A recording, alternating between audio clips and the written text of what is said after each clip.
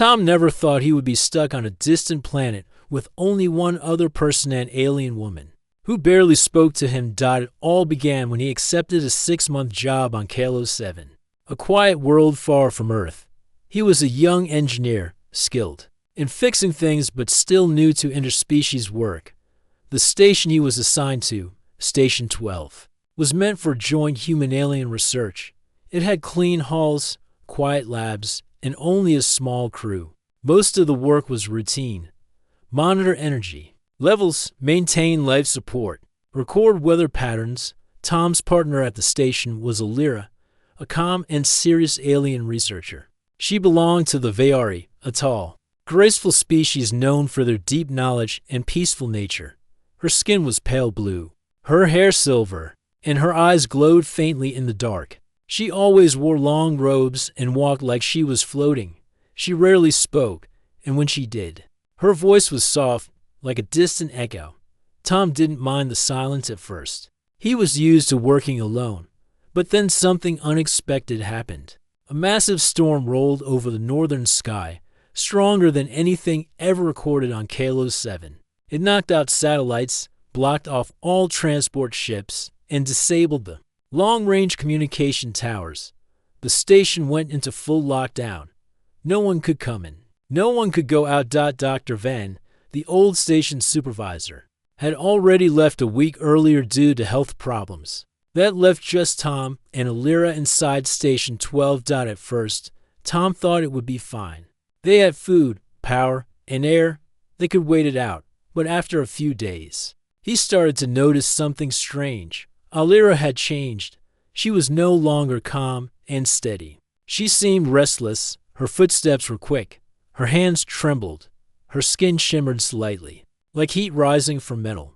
She began avoiding him, spending long hours locked in her lab. She didn't respond to knocks or meal calls. One night, he passed by her room and heard her whispering to herself in her native tongue, fast and breathless. Tom didn't know much about her species. He wasn't trained in Veari biology. But even without training, he could tell something was wrong. On the 7th day of lockdown, it became clear. Tom was in the hallway checking a power line when he heard a soft thump. He turned and saw Alira collapsed on the floor near the lab door. Her hands were shaking. Her breath was shallow. Her robes were soaked with sweat. He rushed to her side. "Alira, can you hear me?" She opened her glowing eyes slowly. Her voice was barely above a whisper. "It has started," she said, "and I am alone."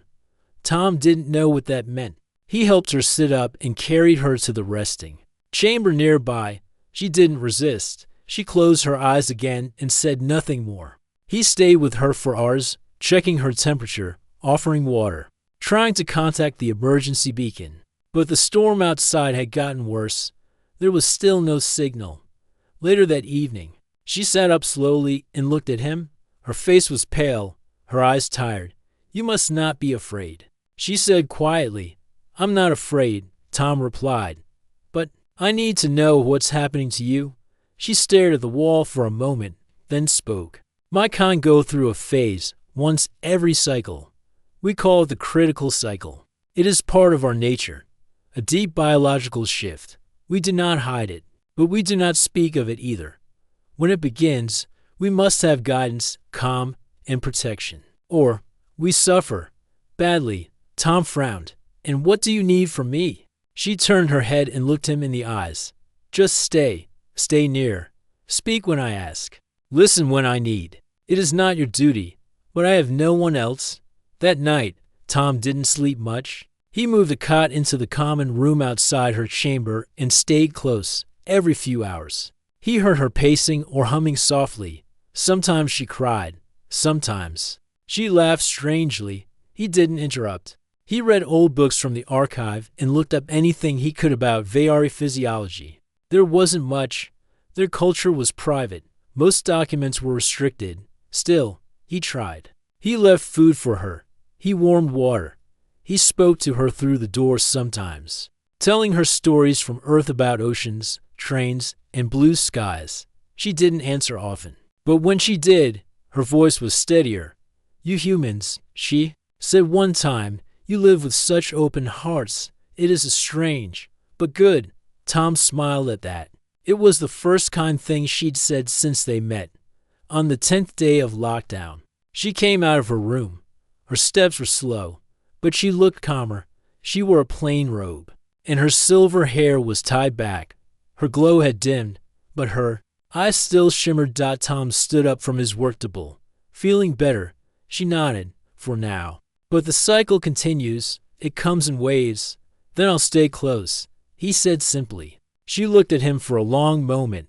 Then she whispered something in her native tongue. He didn't understand the words, but the way she said them, it sounded like thanks. The lockdown was not over. The storm outside still roared, and deep within, the alien woman beside him was still fighting something no human could fully understand. But Tom had made a silent promise. He wouldn't leave her side. Not now, not ever. The storm outside never stopped. Cold winds howled across the barren surface of Kalo 7, shaking the metal walls of Station 12. Inside, the lights flickered, systems strained, and the air felt heavier with each passing day. Tom kept to his routine as best he could.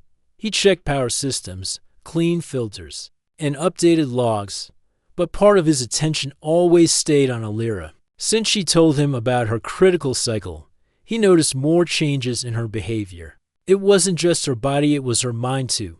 Some days, she was quiet and calm. Other days, she would suddenly gasp or cover her ears like she was hearing something only she could hear. Once, Tom walked into the common room and found her standing, completely still in front of the wide window, staring out into the storm. Her fingers were twitching.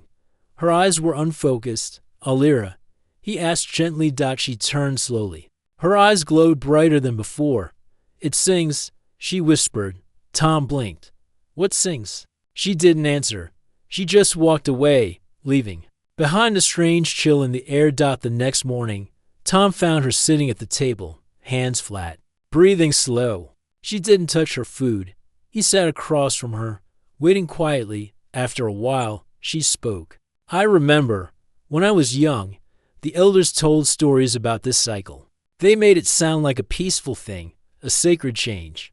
But now, it feels like being pulled apart from the inside. Tom didn't know what to say, so he said the only honest thing he could. You're not alone. She looked at him for a long time, then nodded slowly. The critical cycle came in waves. Alira had told him that, and now Tom saw it clearly. One evening, she collapsed again. Her skin burned with heat, her breath short. Tom carried her to her chamber and placed a wet cloth on her forehead. It hurts, she whispered. Not the body, the memories, it's allowed. Tom stayed beside her, reading her soft passages from an old Earth book, a simple story about a child and a tree. He wasn't sure if she understood all the words, but the sound seemed to calm her. Her breathing eased, and her fingers stopped trembling. The next morning, she left a small carved crystal on his table. For you, she said. What is it? A symbol of peace, for my people, for those who remain in dark places and do not run. Over the next few days, they grew closer in quiet ways. They shared meals even if she ate less than usual. They cleaned parts of the station together. Sometimes they sat without speaking for long stretches, just listening to the soft hum of the machines or the distant wind outside. Tom learned a few Vayari words. Alira laughed the first time he tried to say her name in her own language. You say it like a human pup chewing glass, she said. But her smile lasted longer than the joke. She also began asking him questions. Do you miss Earth? She asked. One evening, every day, Tom said. Mostly the trees, and rain, and music. Music, she repeated. We have it too, but we only sing during the changing seasons. Will you sing for me? She didn't answer right away. Then she said, if I survive this, maybe. But not everything was calm. On the 12th day of lockdown, Tom woke to an alarm. Lab door 3 had been forced open. He rushed to the lab and found Alira inside, standing among broken tools and spilled samples. Her eyes were glowing fiercely. She was breathing heavily, her robes torn at the edge. Alira, what are you doing? She turned to him, confused. I don't know, she whispered. I couldn't stop. My mind was loud. I had to break something. He stepped closer. It's all right. We'll fix it together. No, she said, stepping back. It's dangerous now. You shouldn't be near me. I'm not going anywhere. Her hands trembled, but she didn't argue. She let him guide her back to her room. She didn't speak the rest of the night. The next day, Tom found a recorded message in the system log. It was old, from Dr. Venn, the former station supervisor, to whoever is left behind. If the lockdown reaches day 10 or more, and if any VARI crew member shows signs of instability, do not attempt treatment alone. The critical cycle is not just biological, it's linked to memory and emotional strain. If left unchecked, it can damage their neural pattern permanently. Tom felt a cold knot form in his stomach. He had known it was serious, but now he realized this could be life or death.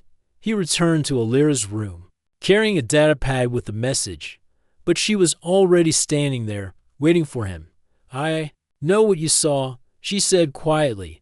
The warnings, the risk. Tom looked at her. I don't care about the risk. I care about you. For the first time, she looked truly shocked. Why? She asked. Because you're not just a researcher or part of some species. You're someone who laughs, who listens, who leaves gifts made of crystal. Someone who didn't choose to go through this alone. But I did choose to stay. Alira stared at him for a long time. Then, slowly, she stepped forward and placed her hand on his arm. Her skin was warm, but steady. You should rest, she said softly. Tomorrow, I will show you something, a memory. Tom didn't know what that meant, but he nodded. The storm outside still raged. The lockdown continued. But something inside Station 12 had changed. Not everything could be explained with science or warnings. Sometimes it came down to simple truth. She was hurting, and he was staying. The next morning, Tom woke early. He didn't know exactly what Alira meant when she said she would show him a memory, but he trusted her. He walked into the common area and found her already waiting. She was standing beside a strange chair, all in silver, with glowing patterns along the sides. It had not been there before. Tom blinked. Where did that come from? I activated it from storage. Alira said, this is called a memory chair. It is old. We rarely use it anymore. But it may help. Help with what? Tom asked. With understanding, she said, with calming the cycle. She motioned for him to sit. Tom hesitated, but nodded. He sat down. The metal felt cool against his back. Alira stood beside him and gently placed her hand over a panel. You will not be harmed, she said. It will only show you what I choose to share, and in return, I will feel your thoughts. Just for a moment, Tom looked up at her. I trust you. Alira gave the smallest of smiles and pressed the panel. The lights dimmed. A soft hum filled the room. Then everything went silent. Tom felt something shift. Suddenly, he wasn't in the room anymore. He was standing in a wide hall made of crystal and gold. Tall pillars reached toward the sky. Alien figures moved quietly around him, elegant and graceful. It was a memory. Alira's memory. He looked down and realized he was seeing through her eyes. He could feel her emotions, deep, quiet pressure in her chest. A sense of being watched, judged, surrounded by beauty, but feeling alone. He saw a smaller version of Alira, young, standing in front of a group of elders. They spoke words he didn't understand, but the meaning was clear. Expectation, silence, perfection. Then the scene changed. Now, he saw her in a cold room, older, sitting in meditation, alone, always alone. Each image flashed with emotions, fear, pressure, longing for warmth that never came. Finally, he saw her leaving her homeworld, stepping onto a ship toward Kalos 7. Her face was calm, but inside, she was tired, tired of being quiet, tired of hiding. Then something strange happened. The memory shifted again, but this time, it wasn't hers. Tom saw his own childhood, his mother's garden, a summer afternoon on Earth, the smell of rain on pavement. He felt the breeze again, heard laughter. He hadn't thought about these things in years. Alira had opened her memories to him, and now she was feeling his. When the connection ended, Tom opened his eyes. He was back in the chair. The lights returned to normal. His breathing was fast. Alira stood quietly beside him, eyes closed. A tear rolled down her cheek. "I did not know," she whispered. "Your world, it is so full of light." Tom looked at her gently. "So is yours. But they made you forget." She nodded, saying nothing for a while. Then she turned away. "I was afraid to share this, but I needed you to see. I needed someone to understand." "I do," Tom said. "And I'll stay with you, no matter what happens next." Over the next few days, Alira became different. Not better, but different. She still had moments of confusion.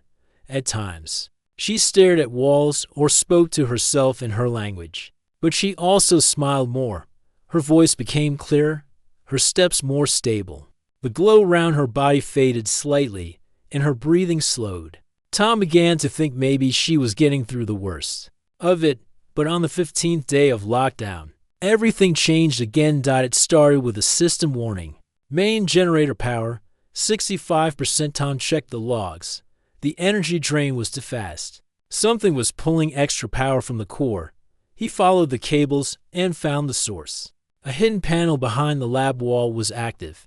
Tom didn't remember turning it on. He opened it, and inside was a long-range signal booster, blinking. That wasn't supposed to be running. He hadn't even known it was there. Tom tried to disable it, but before he could, a loud voice echoed through the station. "This is Corin of the Veyari Science Command. To the one who remains with researcher. Alira, stand down. She is entering forbidden levels of cycle instability. Surrender her immediately." Tom froze. Another Veyari. Someone was trying to take her. He rushed to find Alira. She was standing near the main console, her face pale. She had heard the message too. "They found me," she said quietly. "Why are they after you?" Tom asked. "The critical cycle is personal. But for those of my class, it is political too. I am from a noble family. If I lose control, they fear shame, so they want to lock me away." Tom stared at her. "They want to hide you because of something natural?" "They always have," she said. "But this time, I will not go." A second message came. "You have 48 hours to comply. When the storm clears, we will enter. If she resists, we will use force." Tom looked at Alira. She looked back. Then, "We have 48 hours to prepare," he said. That night, Tom reinforced the doors. He secured the supply rooms, rerouted power from non-critical systems, and checked the airlocks. Alira sat in silence, watching. "You're really going to protect me?" she asked. "Yes," he replied. "I said I'd stay with you. I meant it." She stepped closer, standing just inches from him. "You've changed everything," she whispered. "Not just the pain, not just the silence. You gave me something I never had." "What's that?" Tom asked softly. "Someone who listened," she said. "Someone who stayed." The storm outside was finally starting to calm. The wind slowed. The clouds thinned. The Veyari ship would arrive soon. But Tom wasn't afraid. He had seen Alira's memories. He had felt her strength, her loneliness, her will to live as herself. And now, if someone wanted to take her away, they'd have to go through him. The wind outside had finally died down, but inside Station 12, the tension was heavier than ever. Tom moved quietly through the dimly lit corridors, checking the locks on every door, making sure the station was secure. The storm had kept them trapped for days, and now the threat of the Veyari enforcement ship arriving hung over them like a dark cloud. Alira sat by the window, watching the pale blue sky slowly clear. Her hands rested on her lap, but her eyes were distant, as if she were still trapped somewhere far away. Tom approached her slowly, not wanting to disturb the fragile peace. "You're quiet today," he said softly. She turned to him, a faint smile touching her lips. "The storm has passed," she said. "But inside me, the waves still crash." Tom nodded. "I'm here. We'll face them together." The next few days passed in a strange rhythm. Tom and Alira fell into an uneasy routine. During the day, Tom worked on station repairs and systems checks. When he could, he would sit with Alira, reading aloud stories, or just talking about Earth, its forests, rivers, and seasons. Alira listened intently. She told him about her world. 2. The vast crystal cities of the Veari, the long winters, where the sky glowed like fire, and the quiet moments spent beneath silver trees. Tom found himself drawn to her stories, to the gentleness beneath her calm exterior. But the critical cycle was still there, simmering beneath the surface. 1. Evening, Alira suddenly stood up while Tom was reading. "I must walk," she said quietly. Tom rose too. "I'll come with you." Outside the station, the planet's surface was still harsh. Patches of ice glittered in the weak sunlight. The air was cold. But Tom could see that Alira seemed stronger now, moving with more purpose. They walked in silence for a while, the crunch of their footsteps the only sound. Then Alira stopped and looked up at the sky. "In my culture," she said, "we believe the sky reflects our inner selves. When the clouds are dark, our hearts are heavy. When the sky clears, there's hope." Tom smiled. "I like that." Alira turned to him. "Do you have hope, Tom?" He looked at her seriously. "I do. Because I'm not alone." Back inside the station, Tom noticed that Alira's mood was changing again. There were moments of clarity and moments when her eyes flickered with shadows. One day, as Tom repaired a damaged console, Alira suddenly called him. "Come," she said. "I want to show you something." He followed her to the lab. On the table lay a small device, something Tom had never seen before. It was shaped like a glowing orb, humming softly.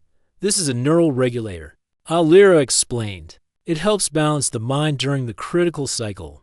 It was lost for many years. I found it in an old archive." Tom studied the device carefully. "Will it help?" Alira nodded. "It may." The next hours were filled with careful work. Tom helped Alira set up the neural regulator. She connected small sensors to her temples, and the orb began to pulse gently. The station was quiet except for the soft hum of the machine and their steady breathing. Minutes passed. Then Alira's body relaxed visibly. The restless energy seemed to fade from her eyes. Tom reached out and took her hand. It was warm, steady. "You're stronger than I imagined," he said. Alira smiled faintly. "Only because you are here." Days later, the communication system crackled to life. A message came through from the Veari command ship, orbiting just beyond the atmosphere. "Researcher Alira, you are ordered to surrender immediately. Your condition is unstable, and you pose a risk to the mission. Comply or be taken by force." Tom felt a cold shiver run through him. Alira looked calm but firm. "They do not understand." Tom clenched his fists. "We won't let them take you." She reached out, touching his cheek. "Thank you, Tom, for everything." That night, the station prepared for the arrival of the Veari ship. Tom checked every door, every system. Alira stayed close to him, no longer alone in her fight. They spoke softly about hopes and fears. Tom told her stories of Earth's night sky, the stars, the moon, and how humans found comfort in their light. Alira listened and said, "Your world's beauty is a light in the dark. It reminds me to hold on." When the Veari ship finally arrived, the station's alarms blared. "Let's flash red." Tom stood by the main door as the airlock hissed open. Figures in silver armor entered, led by a stern-looking Veari official, Corin. "Researcher Alira." Corin said coldly, "You must come with us." Alira stepped forward, her voice calm but strong. "I will not go. Not like this." Corin's eyes narrowed. "Then we have no choice." Tom took a deep breath and stepped in front of Alira. "If you want her, you must go through me." Corin's face tightened, surprised by the human's courage. "Do you understand what you risk?" Corin asked. "I understand exactly what I risk," Tom said firmly, "and I won't let you take her." The room was tense. The officers exchanged looks. Then, slowly, Corin nodded. "Very well.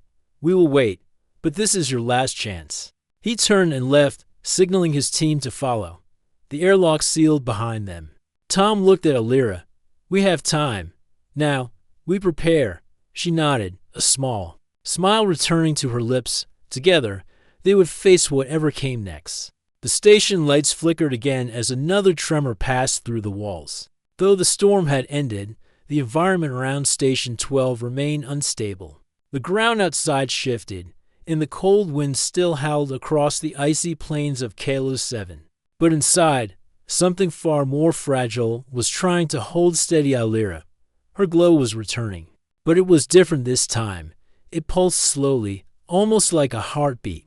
She walked with more strength now, but her eyes still carried shadows, old wounds that hadn't healed. Tom watched her from across the room. He had seen the worst parts of her critical cycle pain. Confusion, memories she didn't want to remember. And still, she was standing, still fighting, and he was still with her. Alira stood in front of the memory chair once again. The device hummed softly, its smooth surface glowing faint blue. Tom approached. "You want to try again?" She nodded. "The first memory showed you who I was. Now, I want you to see something else. Not just my past, my truth." Tom took a breath and sat in the chair. "All right, I'm ready." Alira touched the side panel, and the world around them faded. This time, the vision was clearer. Tom found himself standing on a tall cliff, overlooking a crystal valley. Below, thousands of Vaari stood in rows, silent and still. They were waiting for something. Then Alira appeared, walking alone through the center. But as she walked, the sky above turned dark. The crowd began to turn away. One by one, they faded like mist. Tom could feel her heart, how heavy it was, how hard it had been to always meet others' expectations, to be the perfect image of a noble family, always hiding fear, always being silent. Then, another scene appeared. A younger Alira, sitting in a cold room, shaking. She was not glowing. Her skin was dull, her breathing shallow. Elders stood nearby, but offered no comfort. "Pain brings strength," one of them said in a deep voice. "Do not let it show. Control it." And so she did. She became silent, still, distant. Until now. The vision faded. Tom opened his eyes, his chest tight. "They never helped you," he said softly. Alira sat beside him, her head down. "I was not supposed to be helped. I was supposed to survive. Alone. But you're not alone anymore," Tom said. She turned her eyes to him, searching for something. "You are different from what I was taught about humans," she whispered. "They said you were careless, loud, unstable. But you stayed." Tom smiled gently. Maybe they've never met the right kind of human. After the connection, Alira seemed lighter. Her steps were more relaxed, her shoulders not as stiff. The cycle was still ongoing, but something inside her had shifted. She began to talk more. Not just about her species or the cycle, but about her dreams, what she wanted beyond the research missions and noble duties. "I've always wanted to see an ocean," she said one evening as they ate together. "Oceans are loud," Tom said, "but in a beautiful way. Waves crashing, birds flying. It feels like freedom."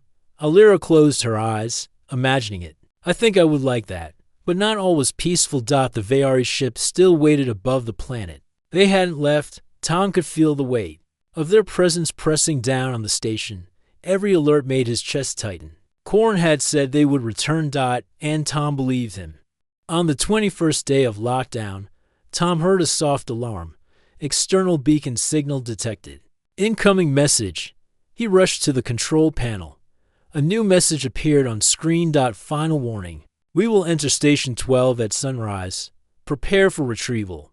Tom closed the message. He turned to find Alira already standing behind him. "They're coming," she said. "Yes," he replied. "But we won't give up." Alira nodded slowly. "I want to try one more thing. A ritual for my people. It's old, forgotten by most, but maybe it will help finish the cycle." Tom looked at her. "What kind of ritual?" "A memory merge. Full and complete. One final connection to guide the mind toward balance." "Will it hurt you?" he asked, concerned. "No," she said softly, "but it must be done willingly, and with someone I trust." Tom didn't hesitate. "Then let's do it." They returned to the memory chair one last time. This time, Alira sat beside him. They both placed their hands on the panel. The glow brightened, and the machine hummed louder. Tom closed his eyes. This time, the vision was shared equally. He saw Earth again, his home, his small town, the fields and rivers. Alira saw them too. He felt her wonder at the sunlight, at trees and wind. She reached out in awe as birds flew across the sky. Then they saw her world, tall spires of glass, glowing forests, and floating gardens. Tom felt the deep beauty in everything, but he also felt the cold, the silence, the weight of being perfect. And then, something new appeared. Them, together, walking side by side across a quiet meadow. No voices, just peace. When the vision ended, they opened their eyes slowly. Alira was crying, but this time, the tears were calm. I felt peace, she said. Tom took her hand. So did I that night. They sat together near the main control deck, watching the stars rise in the sky. The Veyari ship would arrive soon. But they were no longer afraid. Something inside Alira had changed, not broken, but healed. Her glow was steady now, not wild or painful. Her breathing smooth. The critical cycle had not disappeared, but it had passed through its darkest point. She had survived. With him? As the station lights dimmed for the night, Alira turned to Tom. You brought me through, she said. Not by force, not by science, but by staying. Tom gave a soft smile. That's what friends do. She looked at him a moment longer. No, she whispered.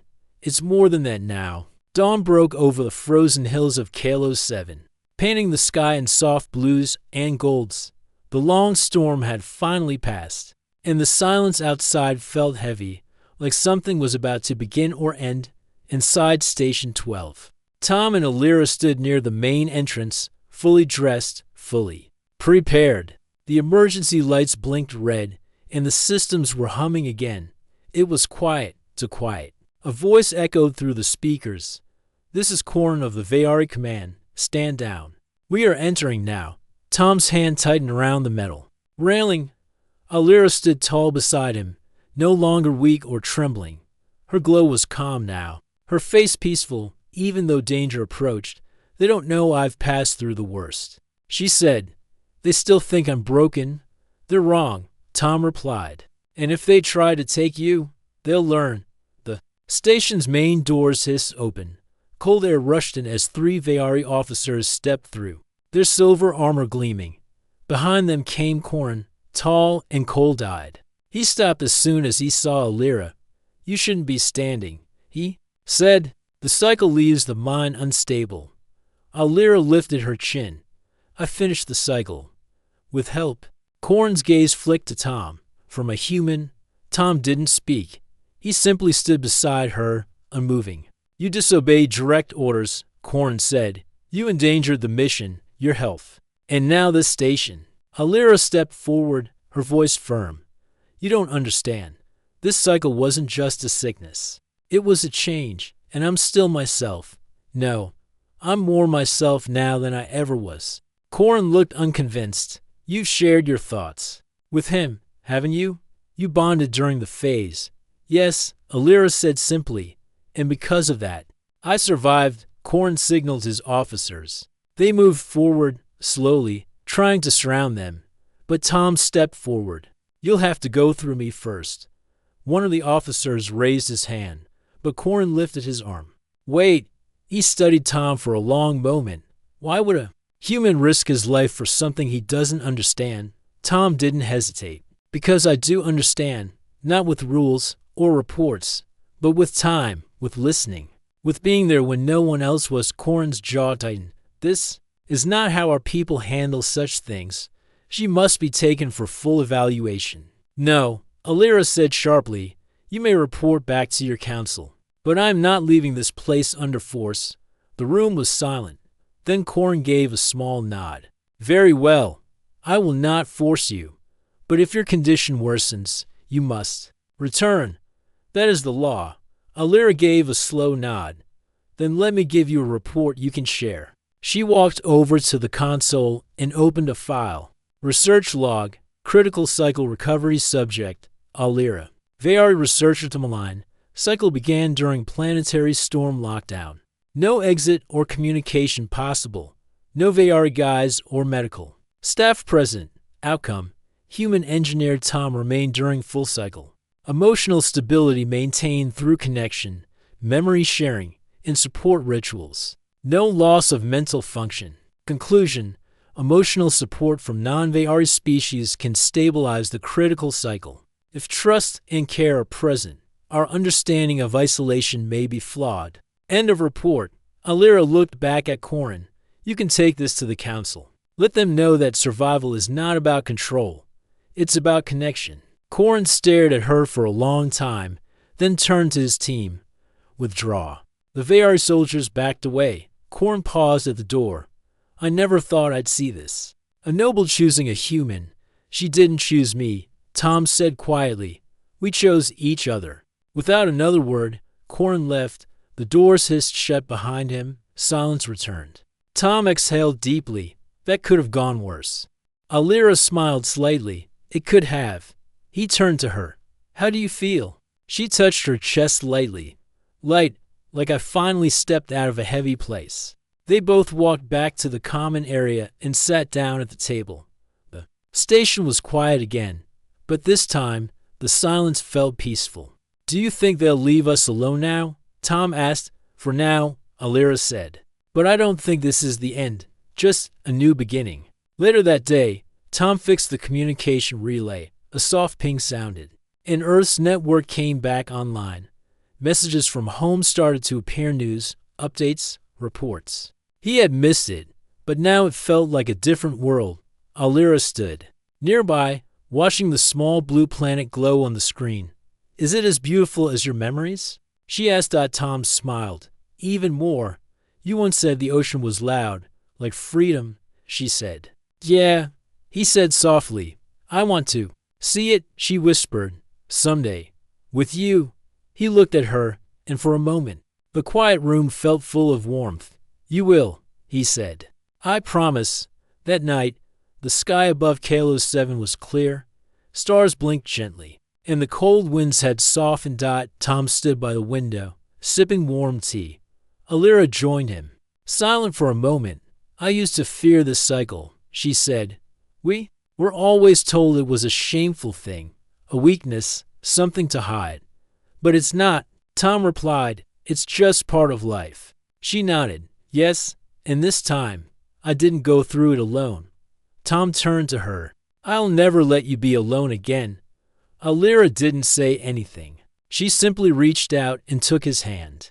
They stood there like that, side by side, watching the stars move slowly across the sky. Snow had stopped falling on Kalo 7.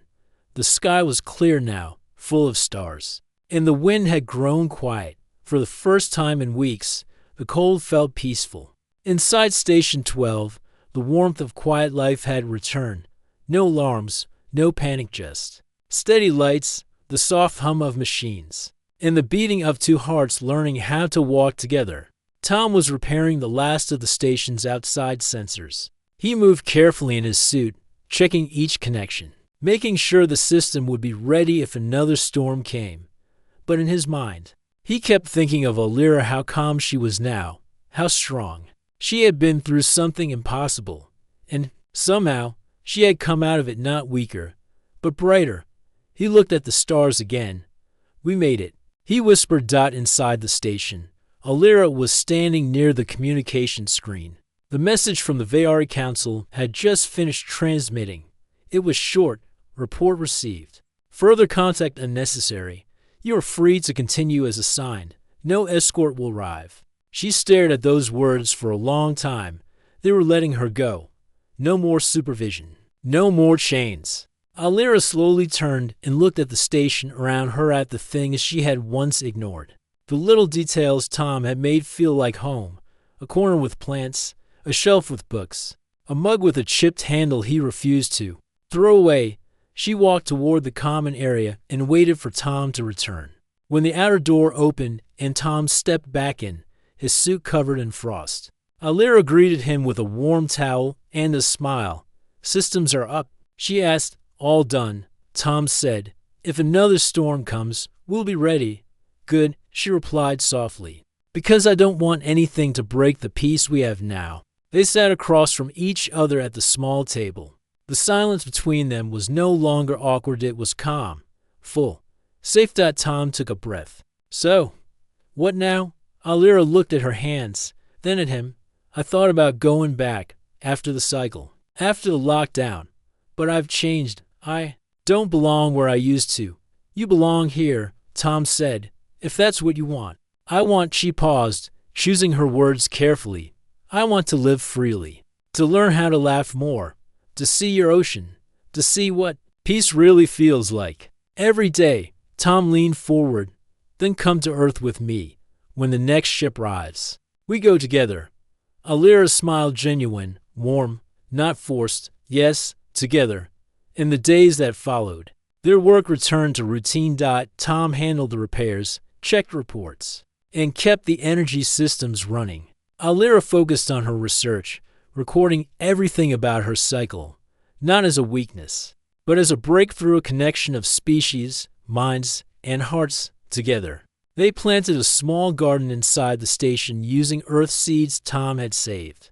Alira laughed the first time she touched real soil, said it was so soft, it tickles the memory. At night, they watched the stars.